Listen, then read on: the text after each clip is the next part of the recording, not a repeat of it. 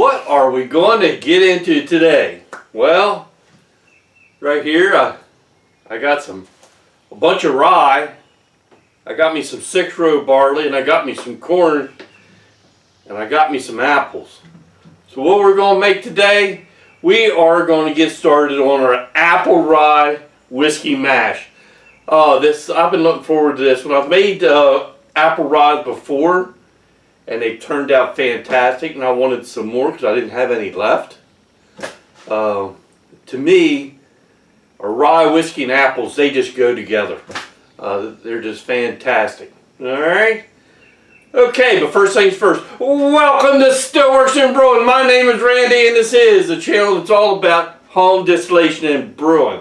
Alright, so let's get started. Wait, let me stop. There is something that you can really do to help us out. Hit that subscribe button down there, would you? Alright, now let's get started. Okay, so to get started, there's a lot of stuff I gotta get ready. I gotta mill my grains. Now, one thing I did before I ordered my grains, I normally like to mill them myself, but rye, it is so hard. I got them to mill it for me because that kernel is just so hard. But I still might put it through my mill again. Alright, then I gotta mill up my corn, get my apple prepared. Alright, so let me get some hot water going.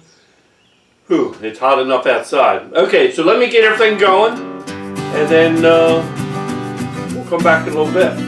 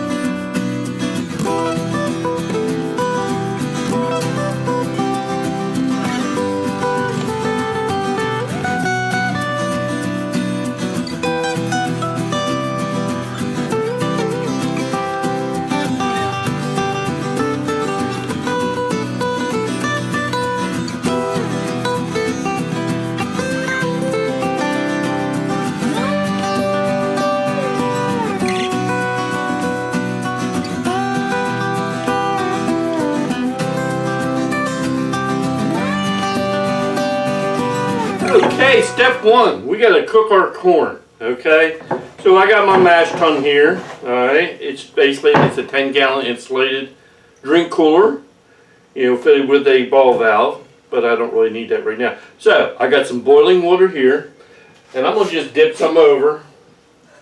Start with a couple gallons.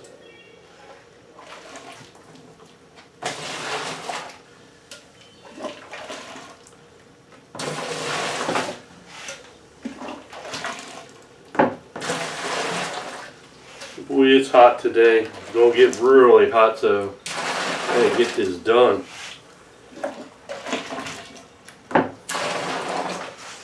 Alright. Alright. So what I end up here with 8 pounds of, was it 8 pounds of corn? Yeah, 8 pounds of ground corn. So what we want to do is mix that in that hot water. That water was boiling.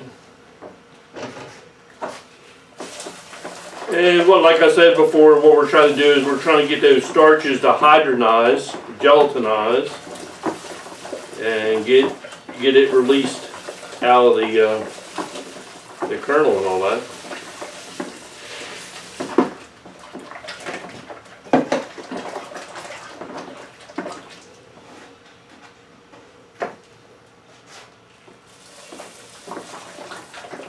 Here in the eastern United States, it's supposed to get near 100 a day. I know that's not like you guys out west, down south. But to me, it's pretty warm.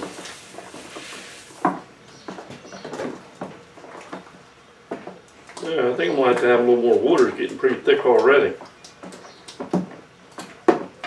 Maybe a couple more dips of water.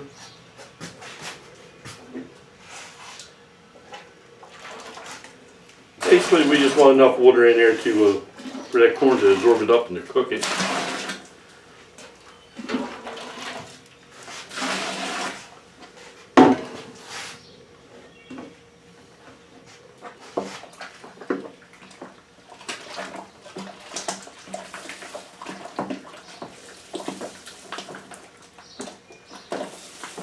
It will get so thick it'll get like wallpaper paste or cement. It will get pretty thick.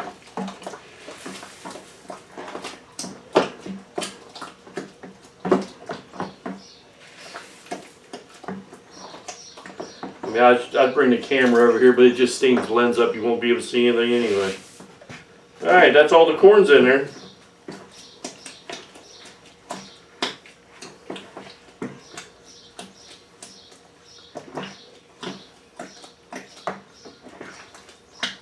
All mixed in now,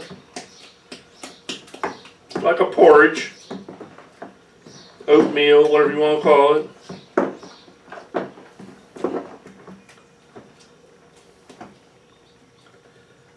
Alright, one thing I will do,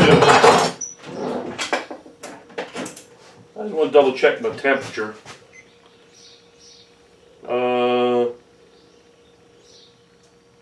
I mean 171. I'm going to go ahead and put a couple more dips of good boiling water in there just to bring the temperature up a little bit.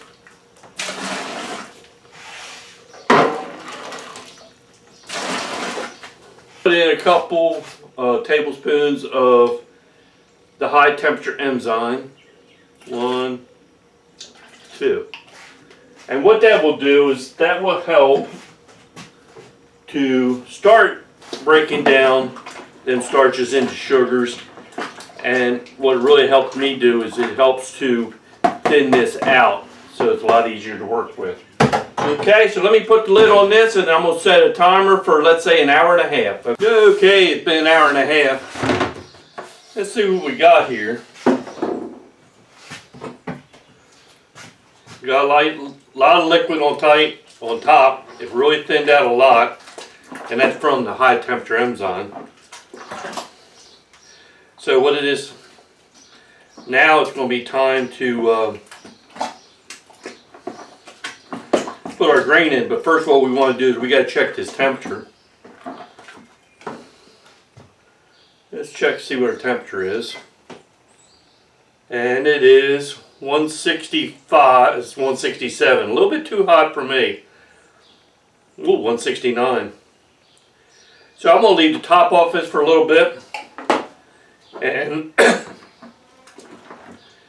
we get down about 160, 162 because it will cool off when I put the grains in. But 162 will be good for me. And I'll stir it and that'll get rid of some of the heat. Okay. Alright, so what I'm going to do is I'm going to leave the top off that, like I said, for a little while. And we'll let this cool down and we'll get ready to put the grains in. Alright? Okay. 150, 158. I'll go for that. Alright, so let's start mixing in our grains we got here. And you just want to mix these in kind of slow. You know, we don't want dough balls and stuff like so.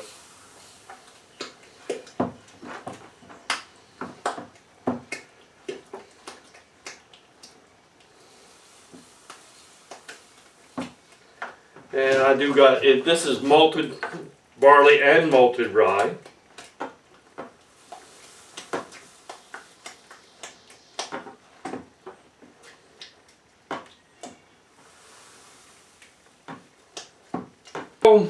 We're waiting for the conversion to take place. I figure I'll get my apples ready. I like to core my apples. I don't know if you have to, but I always felt that you might get some bitter taste out of the seeds. So I core. And what I will do is I will put them in a food processor, chew them up, and then I will ferment on top of the apples. That's just the way I do it. It seems to work out pretty good.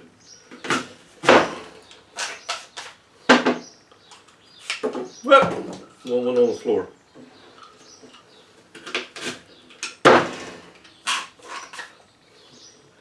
Alright, let's put some of these in.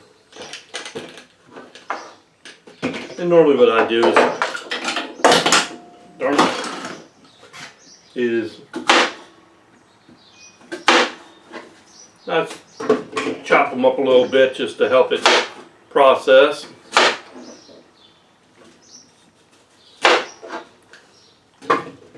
And what I also will do is I'll just put just a little bit of water help it too.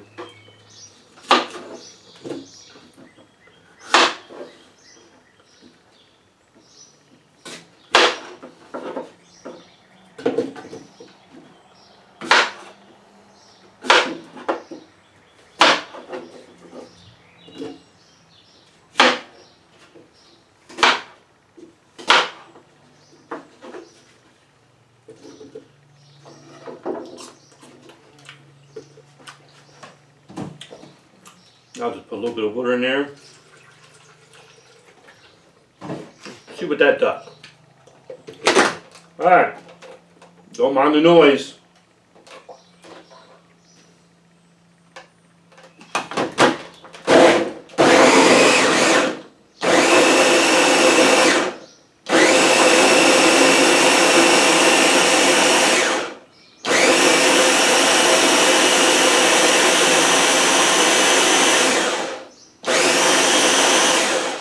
Alright, let me do that a bunch more times.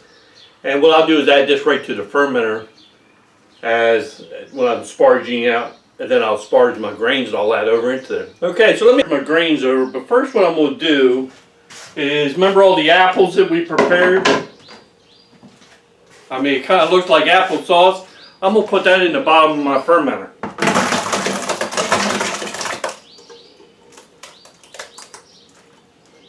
I want to ferment on them apples to give this rye fantastic flavor. Okay, so how am I going to sparge my grains out? Okay, what I use is this sparging system, which is a bottling bucket with a spigot on it, and that's over top of my ferment bucket. I got this sieve bucket that I made that sits on top of that. And then what I do is I got me a brew in the bag, right, which will fit inside this bucket. And it saves me a lot of time. Okay? So, and all I got to do is I will dip out of my mash tun, put it in the sparge bucket, and let's drain all the liquid off. Alright? I mean, it's that easy.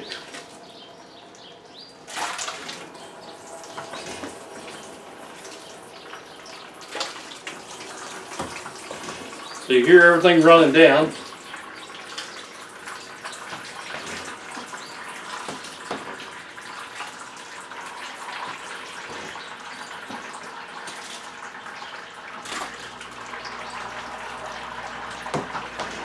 I'm telling you what, it is hot today.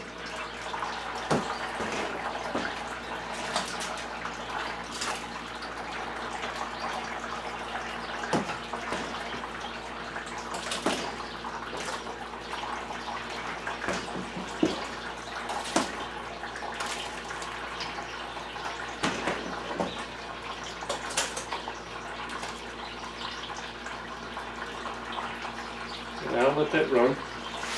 Get you where I'm at.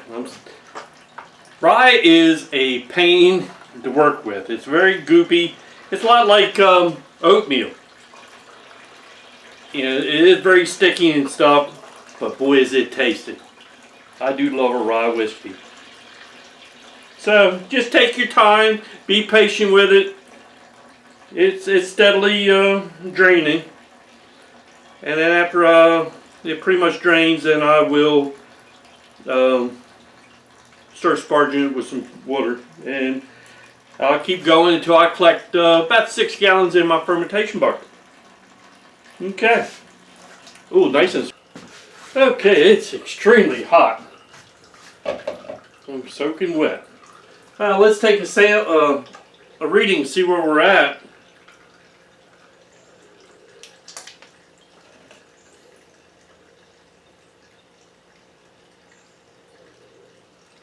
.0, just shy of 180. All right, I'm happy with that. And what I'll do is I'll put in some the other second half of the high temperature enzyme, the glucose, and that will help convert any sugars that was left over, especially by the apples and stuff like that. Okay.